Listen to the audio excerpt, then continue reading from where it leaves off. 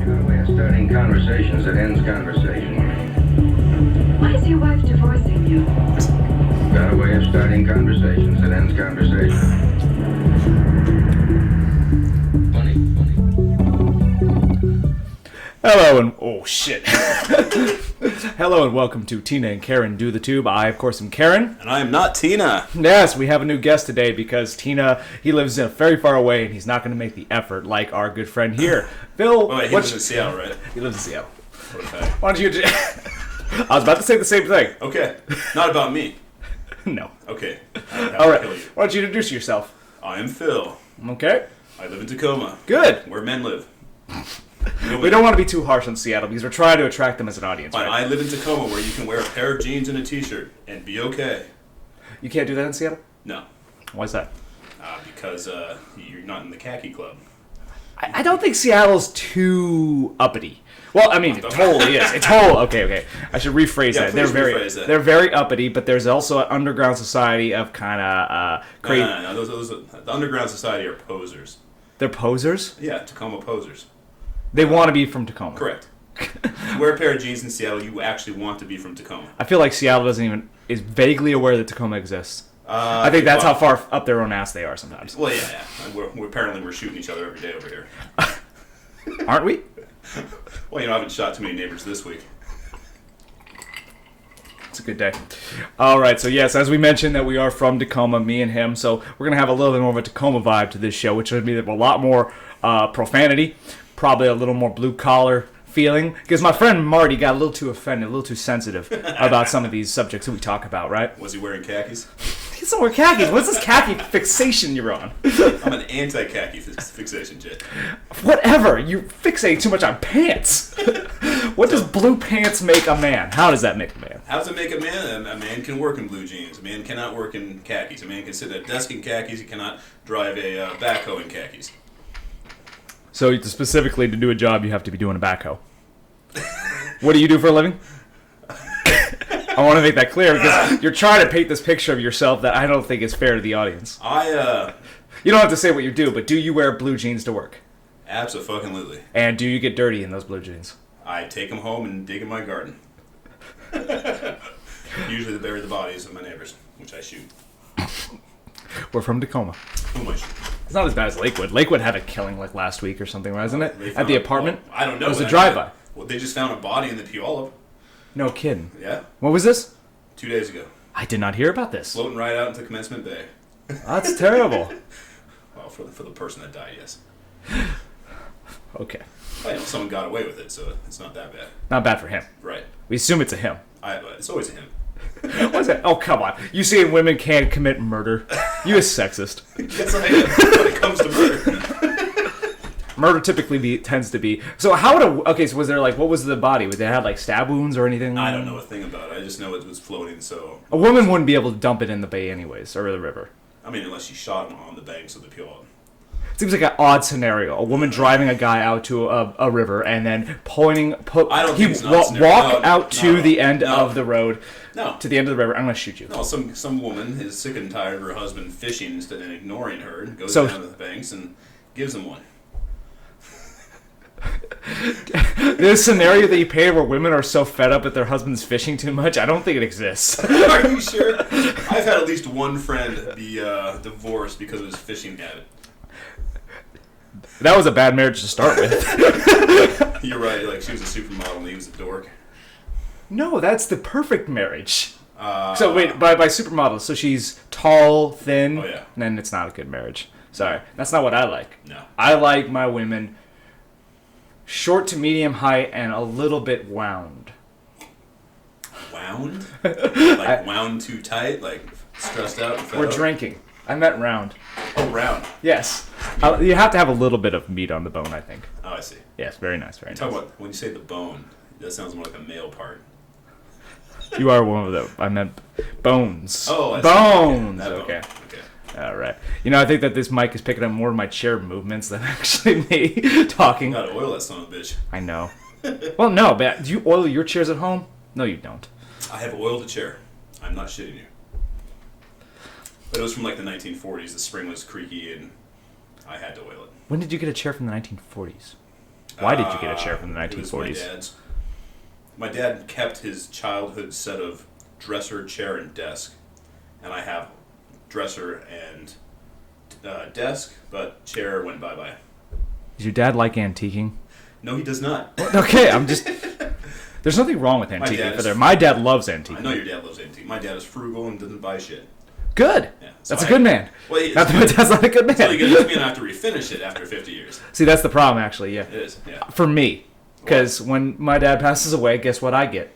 A bunch of shit. A bunch of shit I don't need.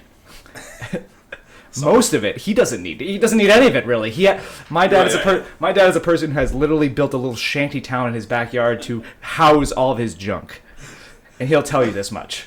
So I'm not offending him. I don't know if this is a bad thing, though. I mean, why not keep the past? I love history. History is a great subject, but I don't want to house it. I don't want to have to pay for housing. Yeah. You're assuming your dad's dying soon.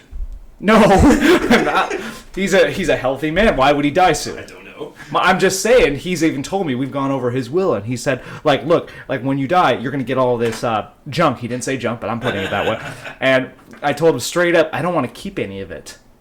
So why are you collecting all this stuff? It's like you have nothing to pass on. So I feel like people are inherently more, I think parents value the utility of consumption more for their children than they do themselves. Because I feel like you... That's bullshit. No, okay, no, let me finish what I'm saying. Go ahead.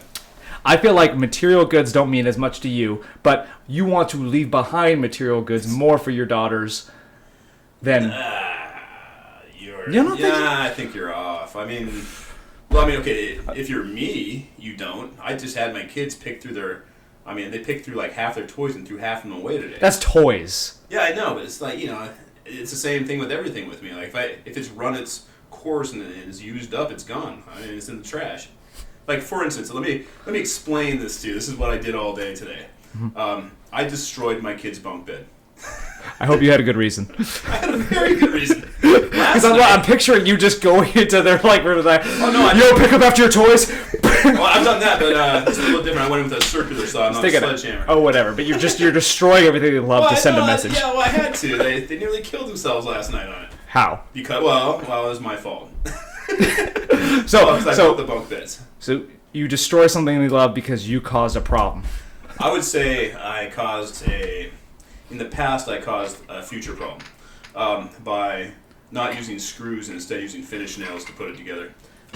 So obviously I made more of this than it actually was. You just realized you created not the best bunk bed for you. Let's call it a hazard. A hazard. You created a hazard for your daughters, just not unwittingly, and I turned it into this scenario where you're just destroying your daughter's life. Well, I'm destroying, but at the same time, I'm creating. You're making a new bunk beds for them. I am making 2 separate beds for them. I thought, what? Well, because my bunk beds, when I built them to be bunk beds. Right. Never to be like, I didn't. When you said that you were going to eventually cut them off. That happened today. Okay. Last night. But why do they need 2 separate beds? Because listen, last night while watching a movie. Knowing your daughters, just at the biggest, they're going to be slightly taller than this desk. Correct. But last night, my oldest daughter exceeded the weight limit of the roll bars that I put on the upper bunk. Wait, whoa. These are the roll bars so you don't roll off the bed. They exceeded the weight limit? Well, my daughter's been climbing it. And so over time, she's loosened all of the finish nails plus glue that I'd stuck together. And so last night, while downstairs watching a movie, all we heard was and screaming. And going upstairs, there's a 2x4 on the floor. My daughter's screaming. Her mouth and nose are bleeding. And we call 911. This happened last night? This happened last night.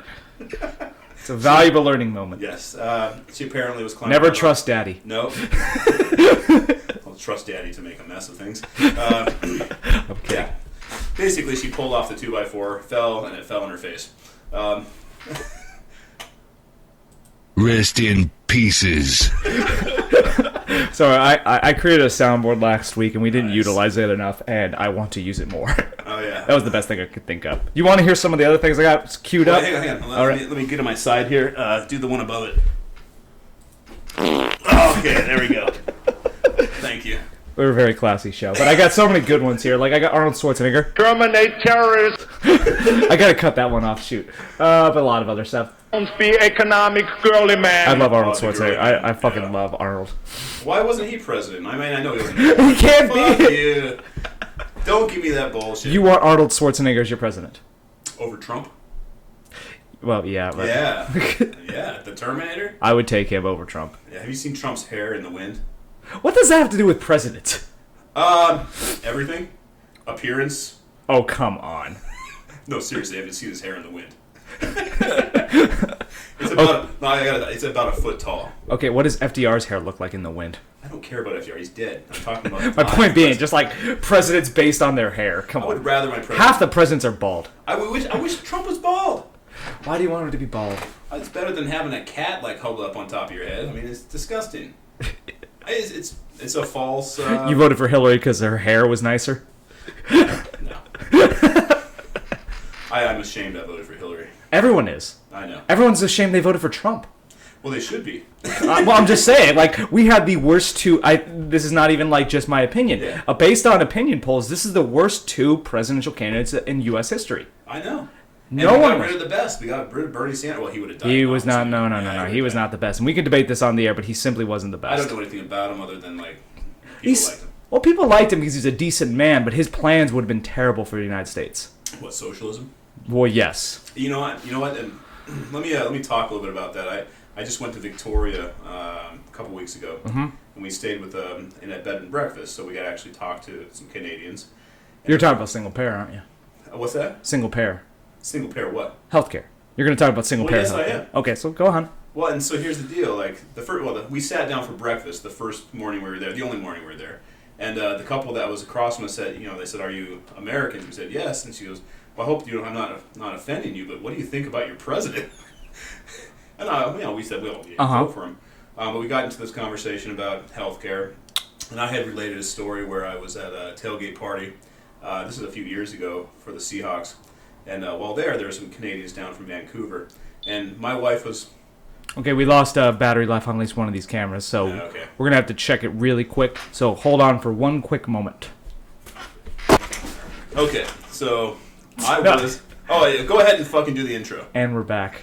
Thank you. Faggot. Don't resort to such hate speech. It's not hate if it's true. I am a faggot. No, I'm going to come out when we hit 1 million views. Okay. I'll be clicking furiously tonight on the on YouTube. I already promised I'd bang a guy. Didn't you hear that? No. That's one of the videos that didn't get uploaded for good reason. Oh, okay. Yeah. If we can get to 1 million views, which would be a... Well, see, wouldn't it be better to bang a transsexual? Why? A tranny. Well, she has tits Well, at least. We'll talk about this more, but go on with your story. So my story. Met a tailgate. This is about this has got to be like 8 years ago now because my oldest daughter is almost 8. So anyhow, my wife's pregnant, his wife's pregnant, and I asked him, how much is it going to cost you? He said, "What do you mean?" Whoa. I'm sorry to backtrack you, but... Yeah. So this happened 8 years ago? Right.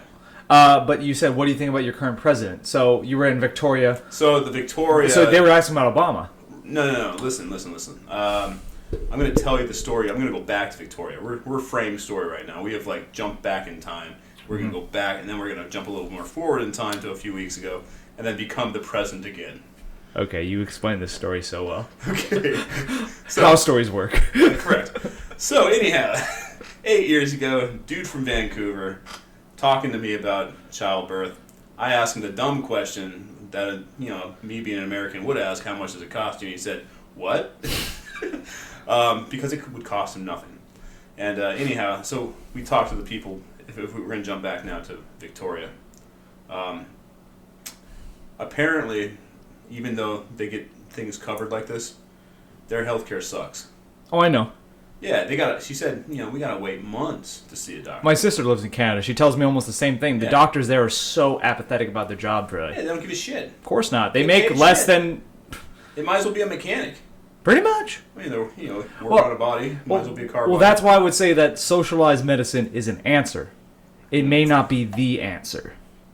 Sure, it's better than the American system, which is inaffordable. But I think affordable healthcare exists, but we're not really striving for it. Well, why not take all the residents in the United States and make them, they can be in the social system, and then have the doctors can graduate. Well, see, I would almost agree with that because I think the American Medical Association is a big reason why healthcare costs as much as it does, because it's a union for doctors, and unions only can exist by excluding people. Right.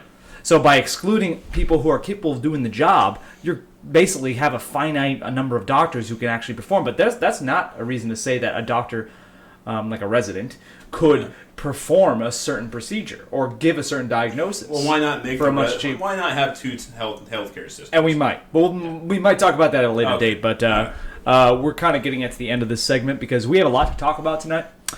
We want to talk about, we have some news stories we're going to discuss in the terms of our non-radical views on mostly Monday news.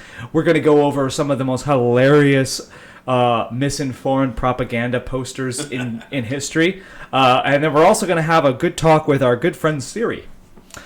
Siri. All that and more here coming up on Tough Guys, Teen and Karen. Teen and Karen do the tube. We'll be right back. With Phil.